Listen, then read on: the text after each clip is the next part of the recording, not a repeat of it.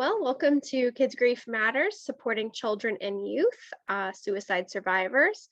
My name is Danielle, and I'm introducing you to my colleague, Colleen Risk, and we work in the children's and teen program at Hospice Simcoe. I just wanted to start off today with a land acknowledgement. Um, and so today, it's November 9th.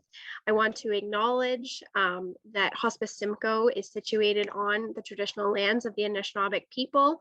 And the Anishinaabe include the Ojibwe, Ottawa, and Potawatomi nations, collectively known as the Three Fires Confederacy. Hospice is dedicated to honoring Indigenous stories and histories and cultures, and we are committed to moving forward in the spirit of reconciliation and with respect to all First Nations, Métis, and Inuit people. And particularly with today's subject being youth and children suicide survivors, I especially want to acknowledge the disproportionate rate of suicide among Indigenous people. And we're here to have that conversation. So please engage with us and talk to us. We want to have that conversation and we want to move forward and support the best we can. And so just a little bit of housekeeping. I encourage you at the bottom of the webinar to use the Q&A throughout the presentation. I can help to monitor that while Colleen's talking.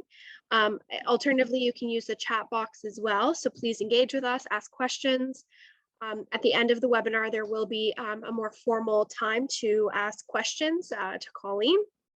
And so with that being said, I am going to hand it off to Colleen. She's our resident expert in the subject and really excited to hear what you have to say. So thanks, Colleen. Okay, thank you, Danielle. All right, so tonight, as Danielle mentioned, we're going to be talking about supporting children and youth that are suicide survivors. And we thought we would touch on this, particularly this month, because on November 20th, it is going to be International Survivors of Suicide Loss Day. So before we kind of get into things, I do want to acknowledge that, this isn't easy content. It is not an easy topic or conversation.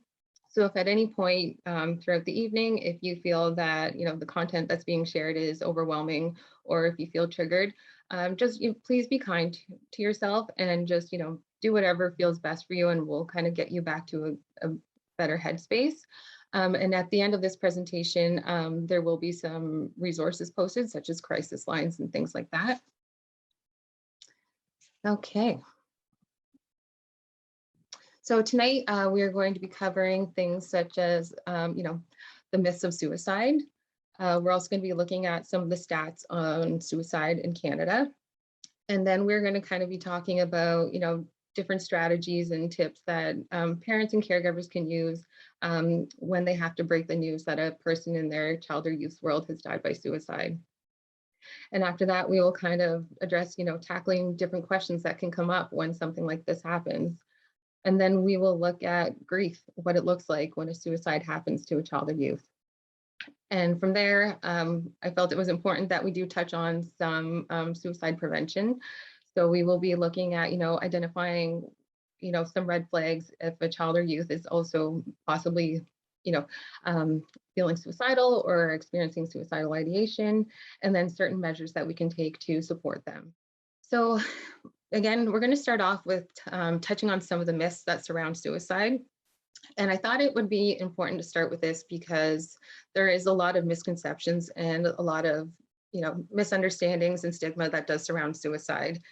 And with these myths, if we don't address them, all it does is kind of perpetuate the issue, perpetuate these judgments and these stigmas that kind of reinforce people who are experiencing suicidal ideation.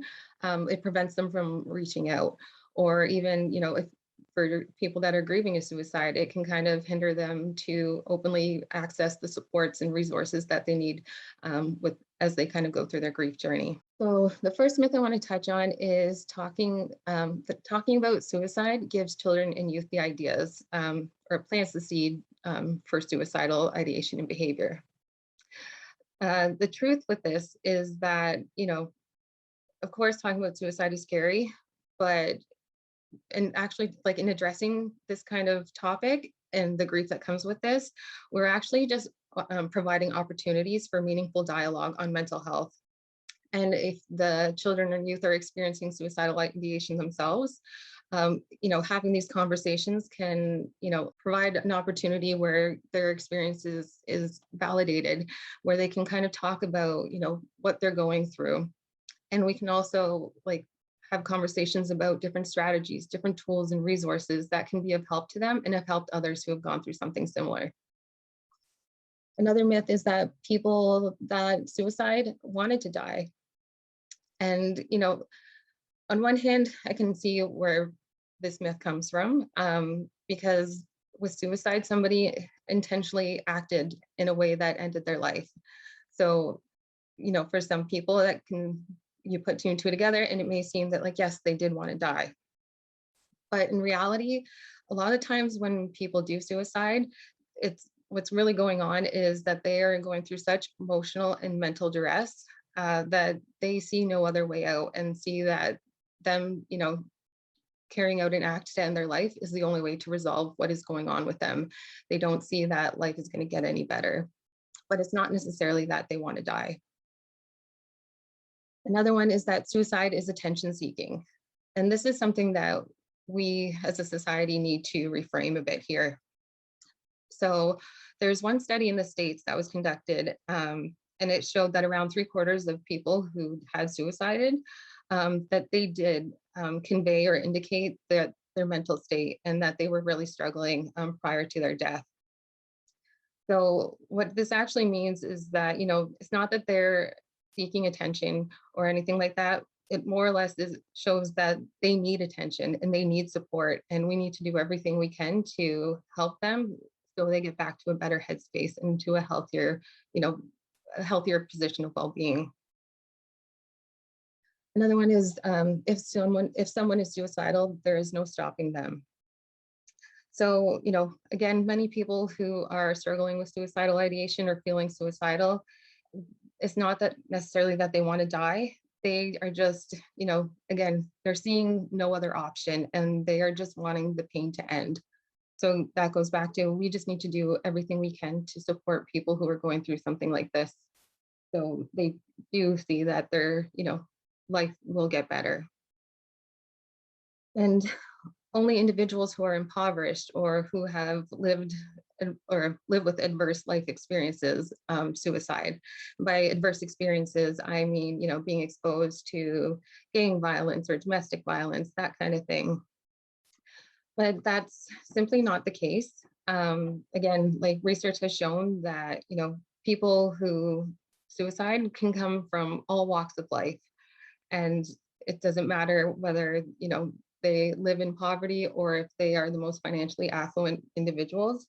Sometimes, things will just happen in life that causes such stress that they see suicide as the only option. And lastly, suicide only impacts people living with mental health issues.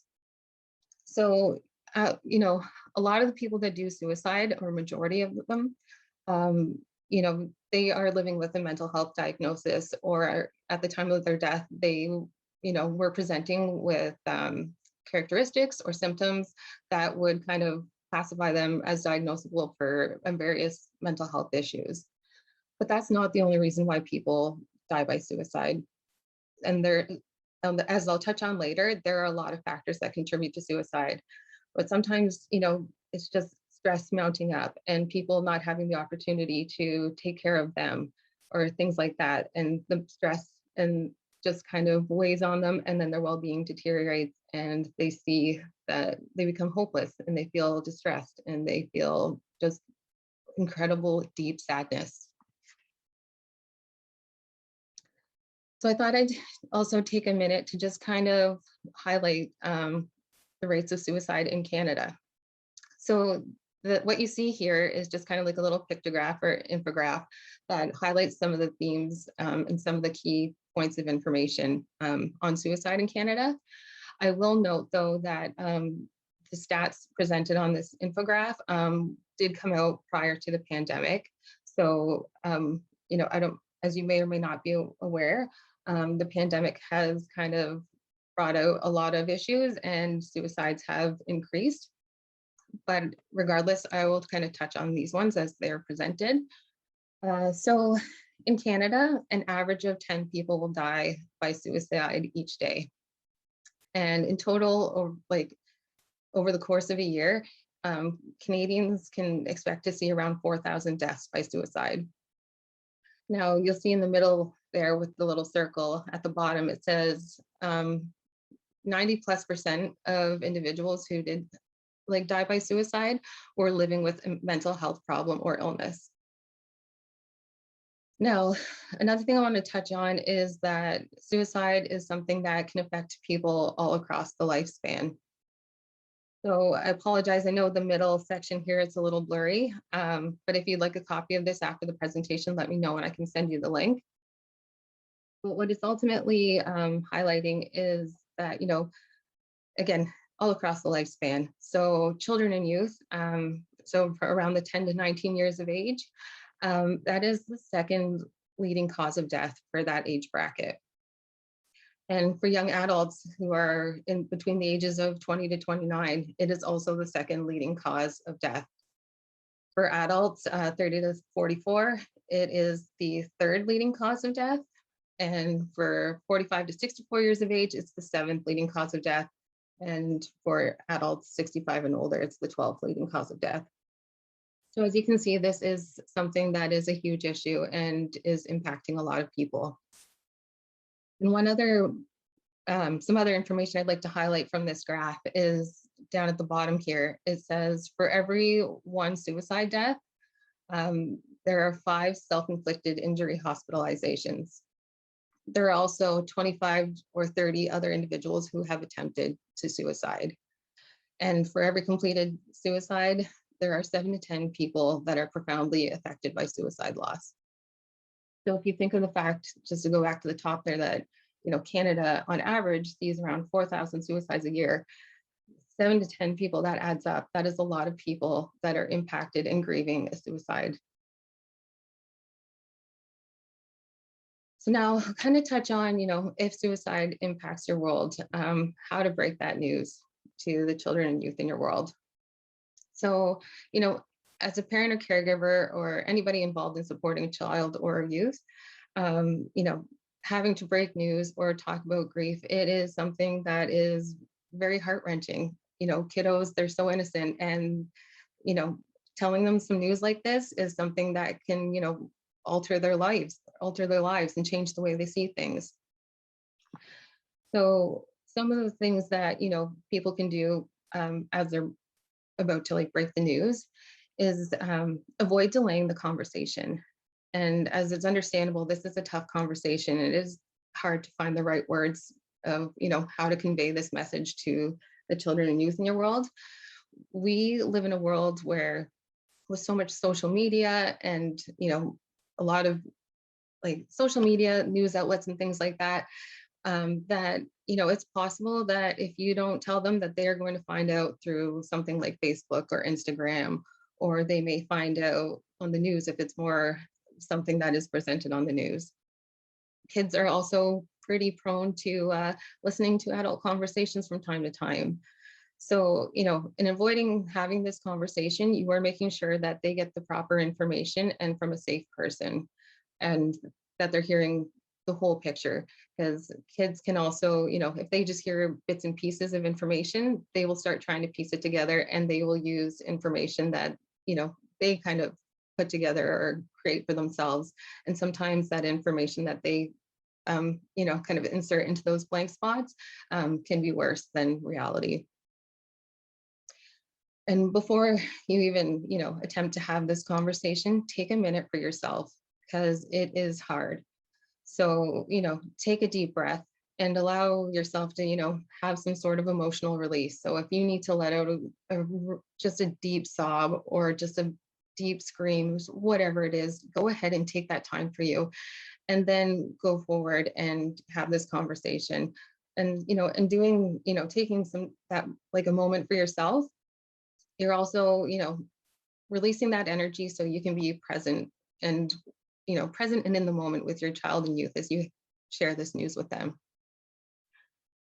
be honest. And this is tricky, especially with suicide, because it is really, it's scary that the fact that people can feel so in such a dark spot that they would do it, like carry out an action that ends their life. But honesty is the best policy. Um, because again, like people, like kids, they're listening, they're seeing things, so they'll be able to put things together. But also, in being honest, you want to make sure that you're not providing incredibly graphic details either, because that can lead to further traumatizing the child, or, even just kind of, as much as like talking about suicide doesn't necessarily plant seeds of suicide, of suicidal behavior, it can, oh, pardon me. Yeah, so, and overly sharing, uh, it can kind of give them ideas of how to suicide if they become suicidal at some point in their world or in their life. Another thing is to inform in a safe space, because this is detrimental, life-altering news. So you want to make sure that they're in an environment that is comfortable for them. That being said, though, if the suicide took place in their home, it might be best to, share this news with them at another place where they feel safe and comfortable. So maybe at a grandparent's house or a close family friend's house, that kind of thing.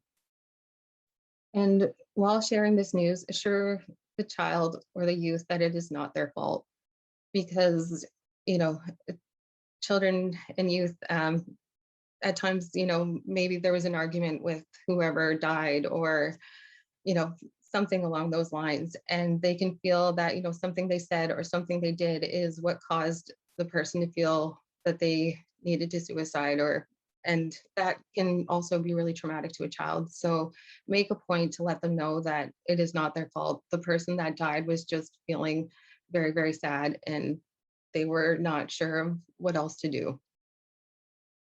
And also prepare yourself to have this conversation multiple times. As kiddos, as they process it, they will come back and they will ask more questions or want clarification. And as difficult as it is, this is something that helps them, process their grief and like integrate the loss into their world as they move forward. And validate their feelings. Let them know that, it is okay to feel however it is they're feeling. They're allowed to be mad, they're allowed to be sad, they're allowed to be relieved, they're allowed to feel all of the above, because grief does that. It just brings out every emotion under the sun. And they need to know that, it's not bad to have these feelings.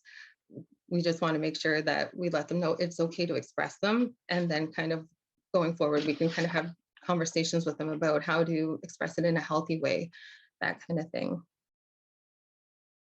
Now, with these conversations can come difficult questions. So some of these tips will kind of overlap with what I just shared, but again, honesty is key. And keep your responses to these questions or your answers short and simple, because every child, you'll have some children and some teens that want to know as much as possible, whereas some, they just want to know the bare minimum, or, they know that their person is dead and that's that. So just keep it short and simple, and, follow their lead. So which I'll touch on in a second. Another thing is to match the language that the child is using. So if you are breaking this news or talking about suicide and the grief of suicide to a 10-year-old, use the language that they use wording that they commonly use. Don't act like you are having a conversation with another adult. And again, when I mentioned earlier about following their lead, again, provide the short and simple answers, and then, like allow them to ask questions and then kind of elaborate a little bit more. But again, keep even those elaborations or those answers short and simple. So just as an example, there will be children and youth that want to know how their person suicided. So say the person hung themselves, it's okay to share that.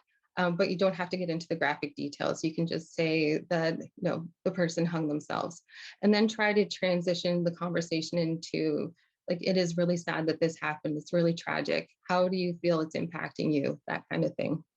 But the wording, again, can vary from kid to kid and teen to teen.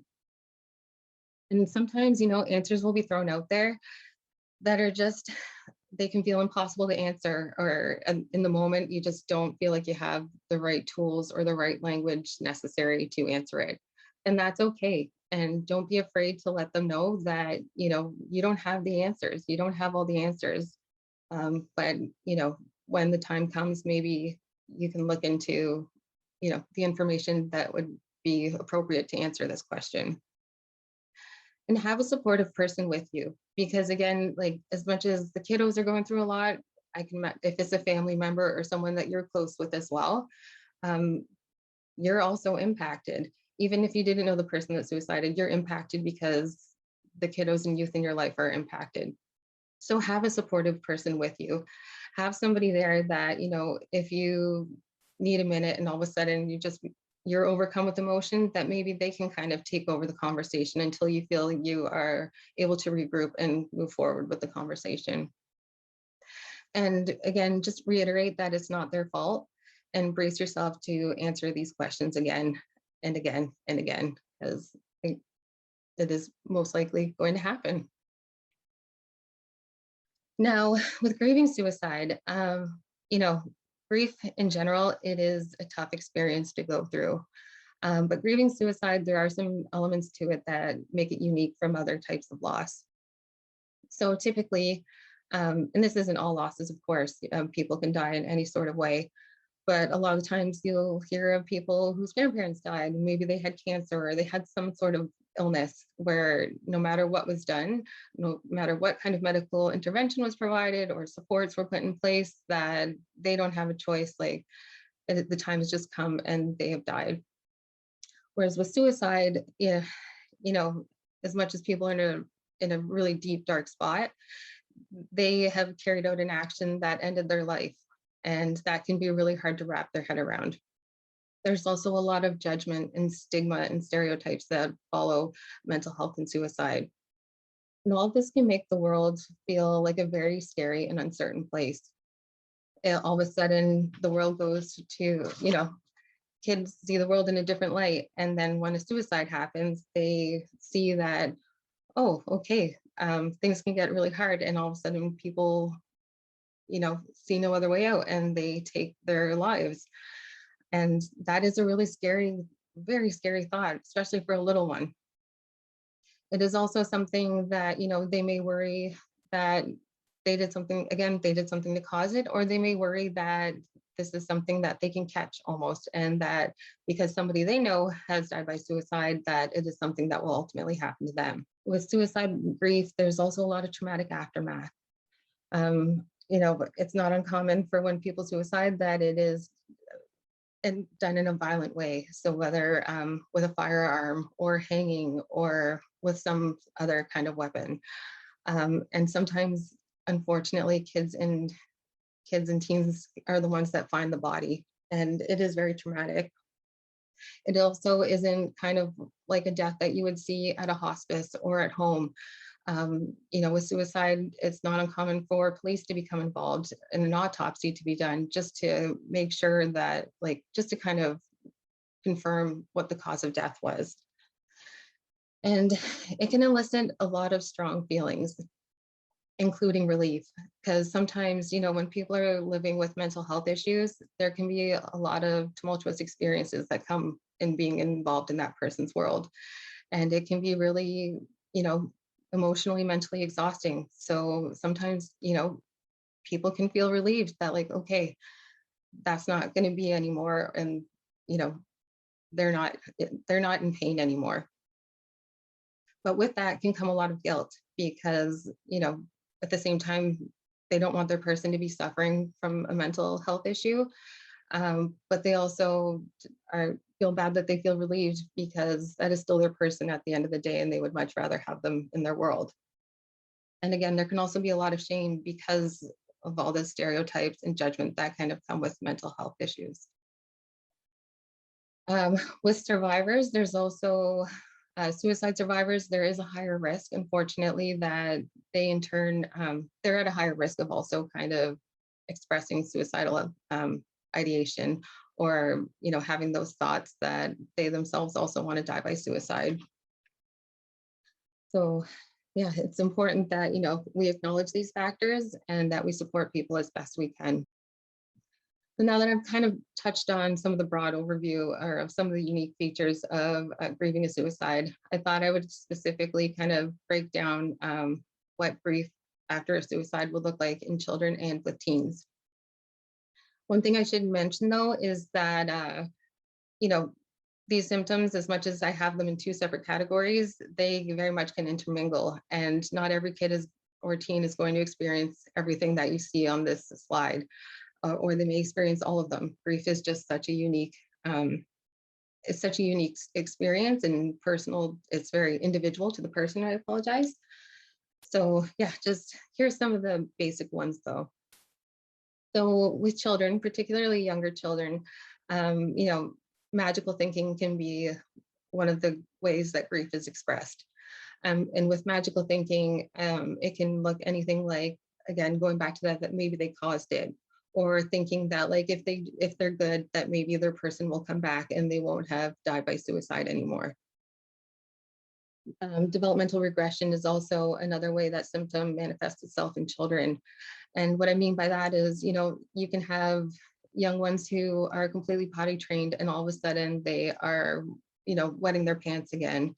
Or, if they were eating independently, all of a sudden want to be fed again or want to drink from a bottle. And one of the reasons why this happens is because it can be almost for a way for the kiddo to return to a time in life where it felt safe and it felt comfortable and things were their normal. There can be some behavioral issues, which can look like, having a lot of anxiety, a lot of meltdowns, a lot of temper tantrums, things like that. Physical complaints, so like upset stomachs, headaches, or even just body aches. There can be changes in sleeping and eating patterns. Maybe they're sleeping a lot more than they used to, or maybe they're getting up through the night constantly or having a lot of nightmares. Or maybe they're not hungry, or not eating as much as they used to, or eating more than they used to. There can also be some anxiety, particularly separation anxiety, where they're worried they're going to lose another person. So maybe the other caregiver or somebody else that they have a really close attachment with. They are just they're being really clingy towards that person and kind of attached at the hip. And whenever that person kind of leaves a room or leaves the house, it prompts a lot of anxiety in them. And there can also be periods of intense response. So where they are, just letting it out and maybe having a meltdown, having a good cry, or feeling really angry, and then going on as if nothing happened and playing like everything's okay. And that's okay. That's how kids grieve. And there can also be a lot of difficulty with concentrating. So, maybe they are struggling with, paying attention in class, or maybe certain tasks that they enjoy doing, they just don't have the bandwidth to do at the moment. With teens, some of the common symptoms that we see is that they're withdrawing from family and friends. So they're starting to spend more time isolated from everyone, maybe a lot of time in their rooms or just kind of doing things on their own. There can be some increased risk taking. And with that, it can look different for all teens. Sometimes it includes more adult-like experiences, such as, consuming alcohol or substances and things like that. There can be unpredictable and intense emotional reactions. So, like they can be really angry at something you said earlier or that you did earlier. So you try to, avoid doing that around them. But all of a sudden, what you try to avoid is also might kind of prompt a very intense emotional reaction. But it's just their way of, they've got so much emotional and grief energy in them that they're just trying to make sense of it, and it's just coming out any way that it can. They may also worry a lot about the safety of other people in their world. because they don't want to lose anybody else either, or they're worried about their well-being, particularly with suicide. It's like, is anybody else in my world feeling that bad? And what can I do to make sure that it doesn't have the same end result? And sometimes, there will be thoughts of self-harm or suicide as well. Uh, and, it can look different. Like, it's not uncommon when people are grieving to want to be with their person, but self-harm and things like that, that's more of a red flag. But I'll touch on that a little bit more later. And then there can also be some role confusion in the family. So particularly like if a caregiver died by suicide, they may feel that they need to kind of assume that position or take on more responsibility to help the family function, that kind of thing. And then there can be, particularly with teens, some discomfort expressing grief. So they'll just kind of blow it off like, no, no, no, I'm fine, or I don't need to talk about it. It is what it is. And that's just because, a lot of teens, they don't want to be on the outside. They want to be like their peers. And, going through this grief process and expressing your grief can make them feel different. So some of the ways that we can support children and youth that are grieving a suicide is to help them prepare for reminders and conversations. So, initially in the first few days, you are surrounded by the people in your world, the people that will give you comfort and will be there for you. But at a certain time, people will return to work, go back to school, or even just, when they venture out with their peers, things like that. There can be a lot of reminders, especially in the earlier days. It can feel that like no matter where you are, you could see something, say something, or somebody could say something to you, and it could just remind you of your person. So just to kind of like, identify that that is possible and how to best, manage those moments if and when they occur. Be present, be present and offer to talk about it with them. And by be present, I mean, just cell phones away, just literally focusing on them and what they're having to share.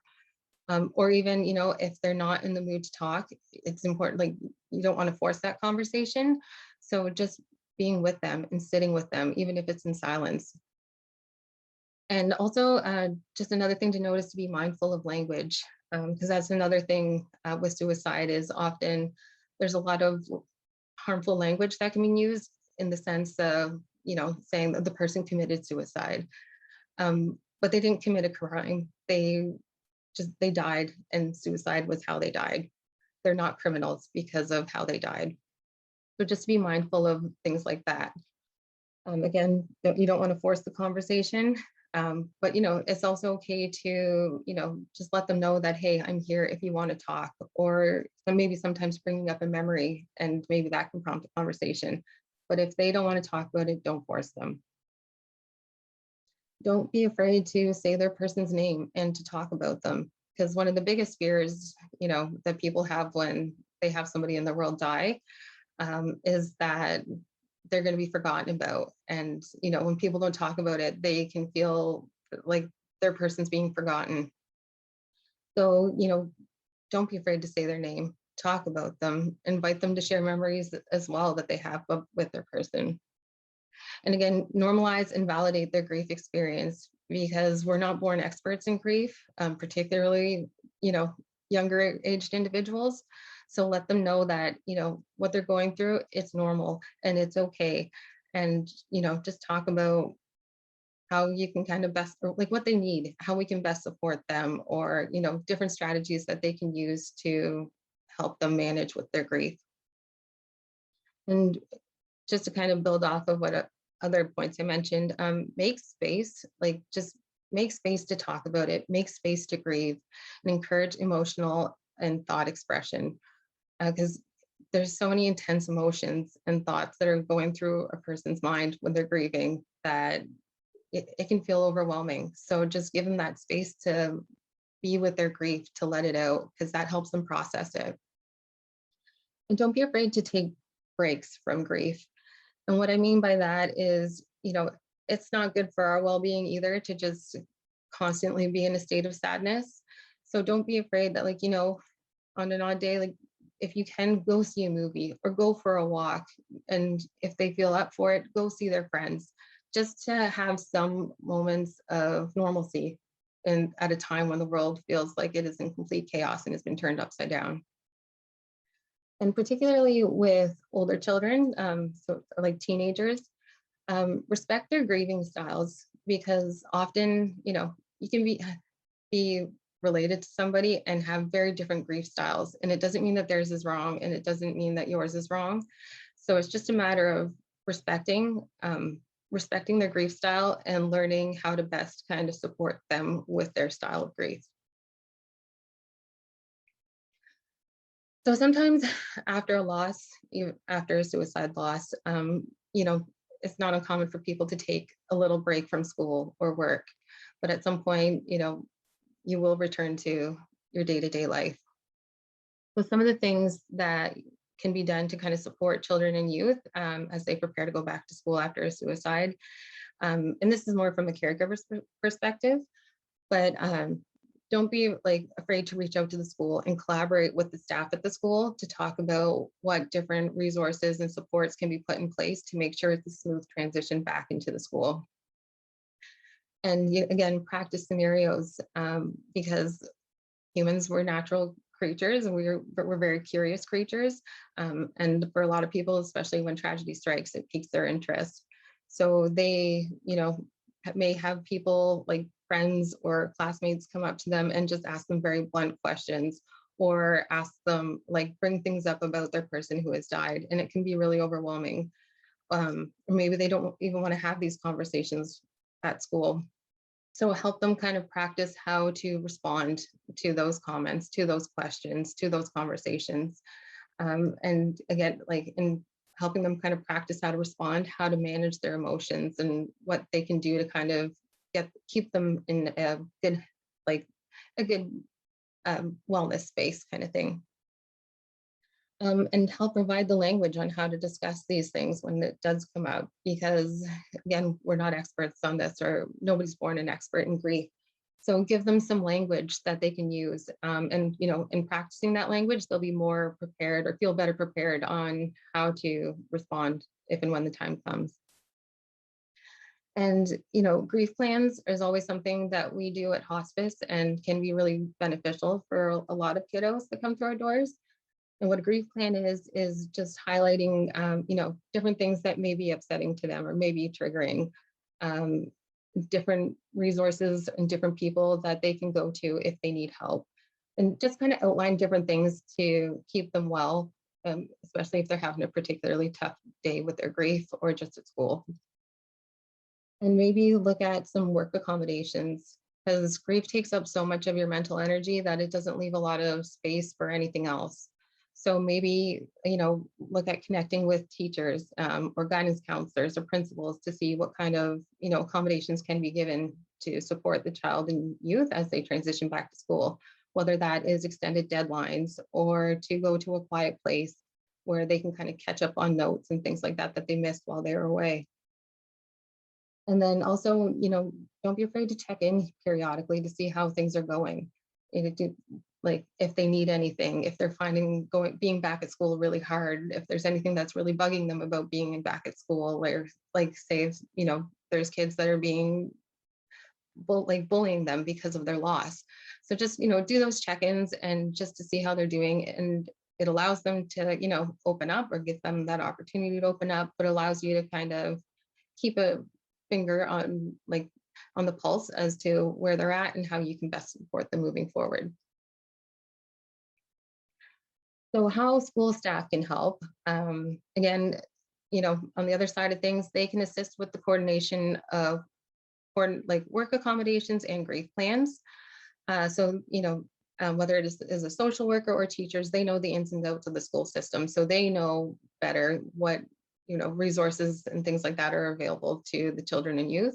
And they can help kind of take off some of that load from the caregiver and just say, I can connect with the teachers, and we can kind of set up different deadlines for programs or different projects, or to get them extended time to complete their tests, that kind of thing. For the social workers or mental health workers, child and youth workers in the school system, if you are aware of other, children and youth that are around the same age that have gone through a similar loss, maybe schedule small groups so they can get together and they can connect with other kids and see that they're not alone, and that, maybe the loss wasn't a suicide, but there's other people grieving, and they can connect about, their experiences and what's been helping and not helping, that kind of thing. And it can just, again, help normalize the grief process. School staff can help inform and connect students to other resources that are available in the community. So whether that is, individual counseling or peer support or other groups, or even if they're aware of different podcasts or books, things like that, anything that can kind of help the kids learn about what they're going through and to help them process their grief. And, school staff can also help them explore practical strategies that they can use, for when they're feeling overwhelmed or when the emotions feel like they're just going to kind of take over. So they can look at different grounding techniques that they can use if they're triggered, or different ways to, express emotions in a healthy way or to regulate emotions. And particularly with suicide, a lot of rumors may start around like how the person suicided, why they did it, that kind of thing. So school staff can just kind of be aware of what's being said and kind of dispel any rumors. And what information is shared would depend on the family and the student, but just, you can keep an eye on what's being shared and just kind of squash them. So when the child returns, they're not bombarded by a bunch of false like information, or even if it's true, it's just information that they weren't ready to have shared in the school setting. School staff can also monitor the different behaviors, monitor students' well-being, or if they're being bullied, because students spend a lot of their weeks in the school setting, and you can see what's really going on in the world, because they may be one way at school but acting another way at home. So you might be able to kind of, again, keep an eye on how they're doing, and if you end up connecting with the parent or caregiver, can put together a more complete picture of what's going on with them, and if they're in need of additional supports, things like that. And just to kind of touch again on the work accommodations, maybe if there's a student that is doing well, all cut up on work, and is close with the student that is grieving, you can assign them to help their friend with the workload. So maybe spending a period or two in the library where they can kind of help them get caught up on lessons and things like that. And school staff can also do check-ins with the students, just to see how things are going with school, how things are going at home, because, as much as caregivers often, they want to, do everything they can to protect their children that are grieving. Grieving children and teens also want to do the same for their parent and their caregiver. They don't want to see them hurting either. So sometimes they will mask their grief, or, make it as small as possible. So in having check-ins at school, it can give them that opportunity to share just how they're feeling about things on the home front.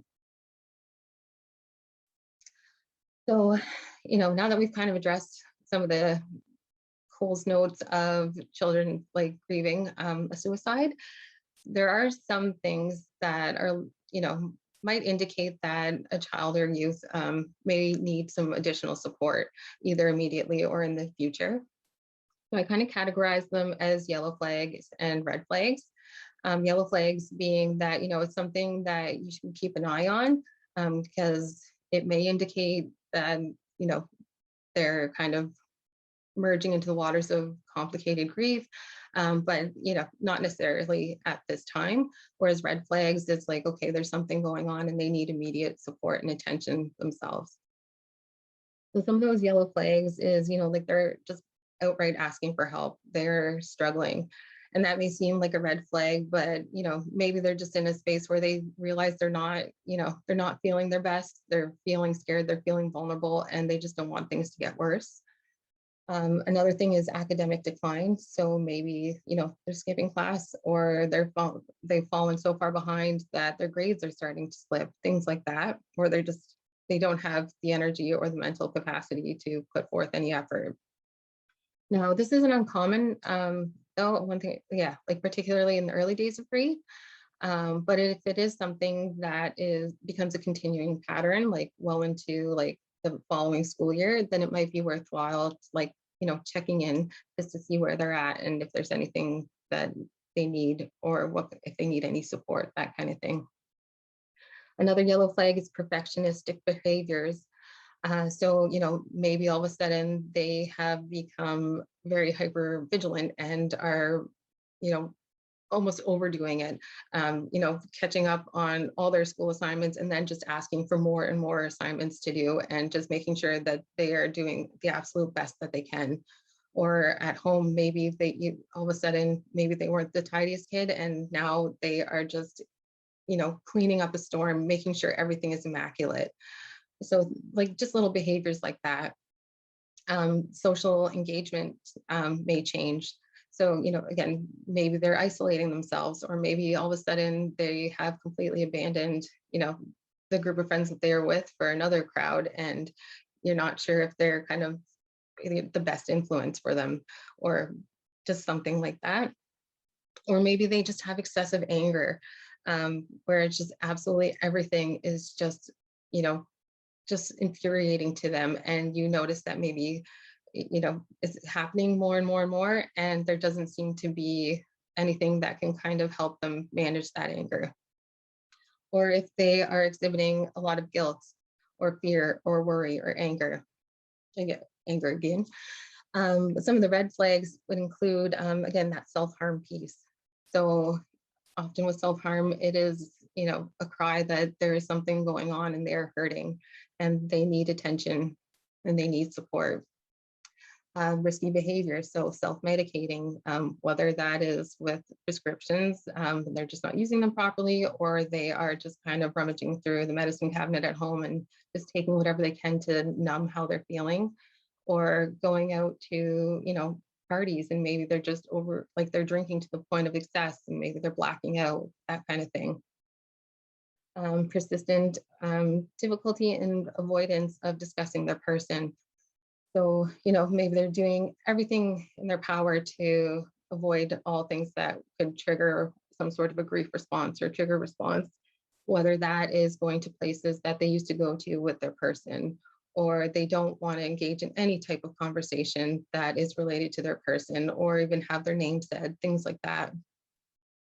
Or if you're noticing significant disturbances in sleeping and eating patterns, so maybe they're just sleeping all day, every day, or they're not sleeping at all, or they're at a point where they're binge eating or starving themselves, things like that.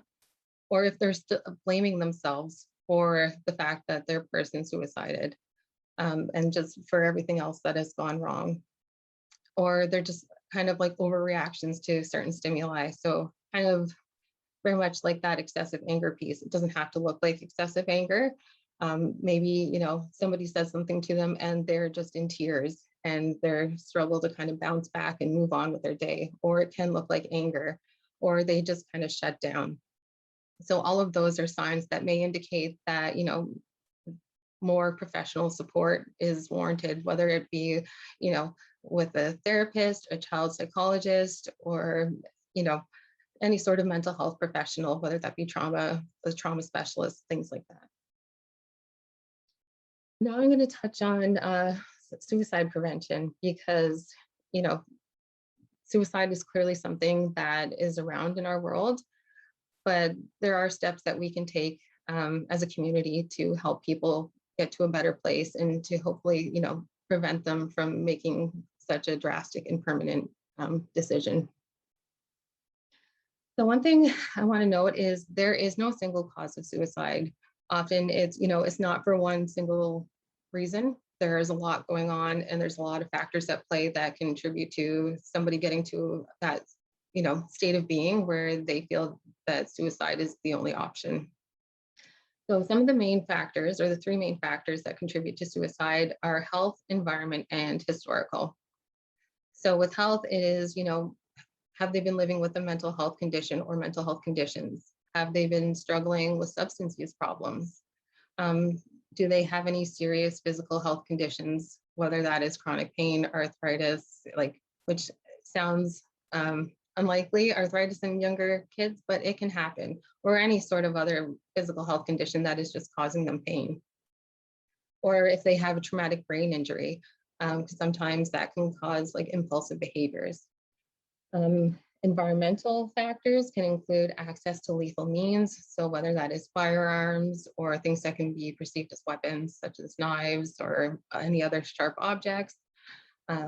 Prolonged stress, if they've had stressful life events occur, such as the death of a loved one, or exposure to another person's suicide, or graphic sensationalized accounts of suicide, which is why earlier I touched on that, like, it's okay to be honest and to share, like, it's important to be honest, but that's why we should also kind of refrain from the graphic details. And then historical is if they've had previous attempts themselves of self-harm or suicide, or if, they've had other family members throughout history kind of die by suicide as well, or if they have experienced childhood trauma. So some of the signs that can occur in children and youth if they may be feeling suicidal or are suicidal, is that they'll start making kind of suicidal type statements like, oh, I wish I was dead, or like, you know what, go ahead, I won't be here much longer anyways, things like that. And sometimes it's not so blunt, sometimes it can be really subtle, but all of those messages kind of indicate that they are not wanting to be alive anymore. And sometimes it can look like preoccupation with death, where they are just very, very consumed with like different aspects of death, like what causes death, what dying looks like, what it feels like, that kind of thing. And it's just kind of takes up a lot of their thoughts. Giving away belongings to family, to friends, to whoever, because that can be a sign that they're just kind of, giving parting gifts to the people in the world, or that they feel no use for it anymore because they won't be alive for much longer. Withdrawing from family and friends to the point that, even with like gentle encouragement or opportunities to go out, they just will not engage. They are just, isolating themselves as much as possible, not answering phone calls or text messages, or doing things that they used to do, like if they were in a dance class or if they played hockey, things like that. Changes in their behavior. What that looks like will vary from child to child or teen to teen. So maybe they were happy-go-lucky kids, and now again, they're withdrawn and seem very despondent and depressed, or maybe they feel really agitated and really angry all the time. Aggressive and hostile behaviors. So, looks like a lot of yelling, or maybe that's self-harm, or getting in, people's faces, just things like that. And again, that risk-taking behavior, and that again can look different for everyone. But maybe it is, involves sneaking out, or, or consuming substances and alcohol, hanging out with a crowd that maybe is much too mature for who they are, or a crowd that is involved with maybe some negative activities, that kind of thing. And another sign is neglecting their appearance or their personal hygiene or their health. So maybe, they're coming to school or coming home and they're just looking disheveled all the time. They're wearing dirty clothes all the time, or they've stopped showering, stopped, doing the little things just to kind of that they're used to do to kind of present themselves to the world. And just also stop neglecting their health. So again, like barely eating, or not eating the right foods, or just ingesting things that aren't good for them. So, if you ever come across a child or youth that you are worried may be suicidal, and you are recognizing a lot of those signs that we've kind of just gone over, some ways to kind of support them. One of the big ones is don't shrug off their comments or their threats. Even if you perceive it as maybe just like that teenage drama, or that they're just, blowing off steam, it doesn't matter. Look into it and just talk to them, see where they're at, and see, if they need any support, see if there's a plan, see if they have a date, that kind of thing, or even a means to harm themselves, to take their life. Listen to them without judgment. Whether you agree with what they have to say or not, or if you think like they are being dramatic, at this point, it's not a concern. What matters is making sure that they are well, and if they're not well, getting them help, and just listen to what they have to say, because, that is their experience, and it is very real and very valid to them. And if we start judging, it just causes them to shut down and may kind of breed this mentality that like they can't talk to anybody about what they're going through because they won't be taken serious or taken seriously. But also don't force conversations, um, which may seem kind of ridiculous when we're saying, you know, if you're feeling like somebody is suicidal, do everything you can to help. Um, but yeah, we can't force the conversations because that can also just push them away and cause them to shut down. So, you know, if they're not wanting to talk, just offer them opportunities to, again, still engage with their peers, engage with family members, engage with people that, you know, they're people that will make them feel good. Um, and just do everything you can to just kind of help them, you know, realize that they're wanted, they're loved, and there are people here that are there for them and will be there for them to support them. Be direct as well. So don't be afraid. Like if you're worried that they are at risk of harming themselves or of attempting like to suicide, ask them. Just like you know, I'm hearing a lot of these comments that you're making, and I'm kind of worried about you. Like, are you thinking of hurting yourself or trying to suicide? And do regular well-being check-ins. Even, you know, if you feel like they've kind of turned a corner and they seem to be doing better mentally and emotionally, just, you know, do a check-in and see how they're feeling and see, you know, if they are still experiencing maybe some of those negative emotions or some of these emotions that kind of indicate that they are really hurting and really struggling. And, you know, if because that can give them that opportunity to just be like, well, you know what, like I'm feeling better, but I still am really struggling with this. And it is still something that weighs on my mind. And then again, we can normalize that conversation, normalize their experience, and kind of come up with a plan on how best to support them. And also get professional help as, you know, as soon as possible. So whether that is with a social worker, a child psychologist, a trauma specialist, just because these are the people that are trained to support individuals and, you know, helping them kind of process what's been going on in the world. And through that, they can help them identify different strategies and provide them different information that can help them through as they go through something like this. And try not to let anxiety and depression snowball. So if you see that like you know, the child and youth are starting to experience more and more panic attacks, or they're just starting to, you know, appear as if maybe they are experiencing depression, you know, address it right away rather than just kind of like, oh, it's okay. Like they're just going through a rough time. They will, you know, move forward at some point. Just address it right away and, you know, get as much information from them as possible and, you know, do things that, you know, help them identify different things that can help them through those moments and that, you know, people in the world can do to support them. And make the environment safe for them to talk about this kind of thing. So again, that kind of goes back to all of these things that I've kind of been touching on tonight is, you know, avoid judgment, be present with them, ask questions, but don't be forceful, and to just kind of, you know, do those check-ins just to see where they're at. And one of the last things, and it's kind of one of the most important things, is to give them hope. And, you know, because hope is what a lot of people who have suicided lost and felt like they weren't going to get back. So, you know, in giving hope, and that can look different for everyone, but in giving them hope, they can still see that, you know, life can get better and there still are things worth living for.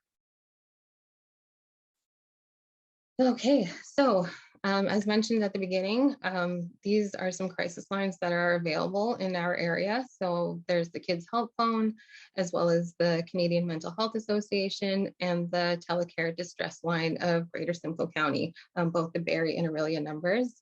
If you'd like, please feel free to take a screenshot of this slide so you can kind of have it available. Or if you want, you can send me an email after this presentation is over and I can forward you a list of crisis lines that are available. And then I also mentioned at the beginning that November 20th is International Survivors of Suicide Loss Day. And this is an event that takes place all across the globe. And what happens is people will get together and they'll connect with other suicide survivors and, you know, support one another. And there is also a presentation that people watch at 1 p.m. in their time zone. So throughout the entire day at 1 p.m. all across different countries, people are watching these videos, and they just kind of are sharing people's stories, sharing messages of hope and just messages of healing and things like that. So the information is included down below. So it is virtual this year because of COVID. Unfortunately, it's hard. We can't click on this link, but if you are interested in this, or if you feel like this is something that would be of benefit to yourself or to children and youth in your lives or other people you know, just let me know and I will gladly send you a copy of this flyer.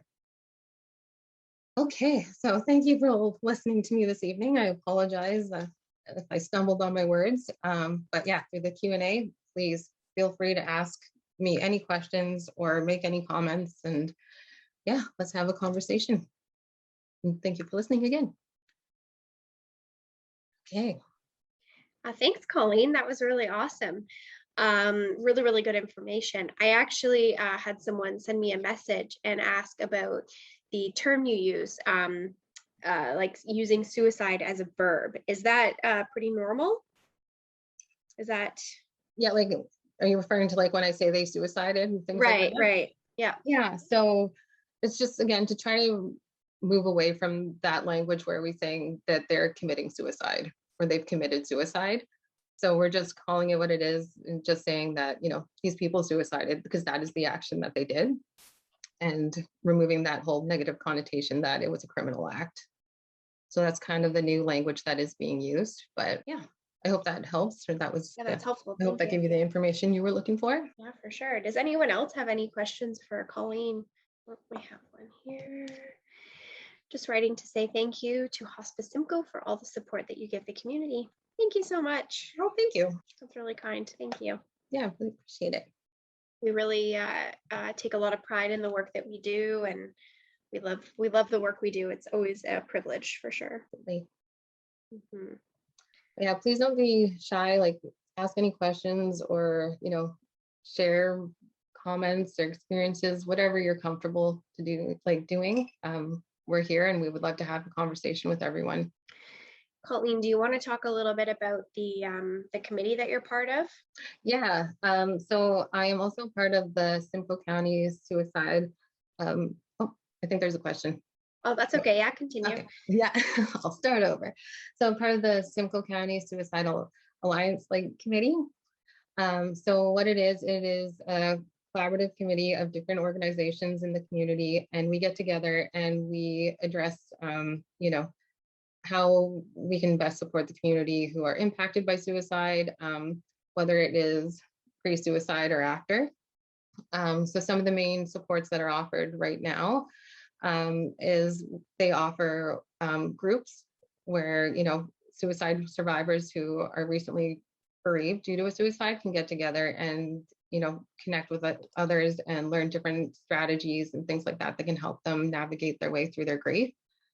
They also have kind of like a peer support one-to-one program as well, where it's not like a counseling type thing, but members of former groups will reach out to people who are newly bereaved to a suicide, and they will kind of connect and just, you know, just to give them that support and to, you know, provide some comfort, especially during the early days of their grief.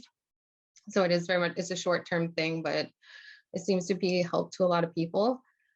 We also have, like, once a year we will do a memorial bench unveiling at different places in the community. And there's one up at the OPP headquarters in Aurelia, and there is one in Alliston at one of the parks. I apologize, I'm blanking on the name. But we just kind of donate those to the community, and people can kind of go there and reflect on their loved ones who have died by suicide, or, you know, just reflect on suicide, like not reflect on suicide, but like reflect on mental health and things like that, and just be supported, that kind of thing. Oh, that's great. Thanks, Colleen. You do really great work with that committee. That's awesome. So yeah, we have a question. Does hospice ever run groups in schools regarding suicide loss? So that isn't something that we've done in the past. Often Season Center, they're the ones that will kind of go in and run groups within the schools. But we are not opposed to going in and supporting children and youth that have been impacted by suicide.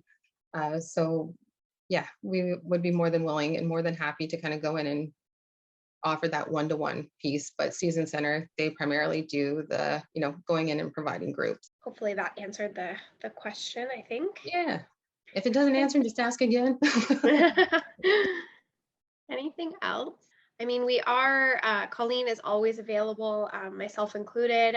Colleen's definitely the expert in this subject, so, you can always reach out as well and connect with us personally. Absolutely. All right.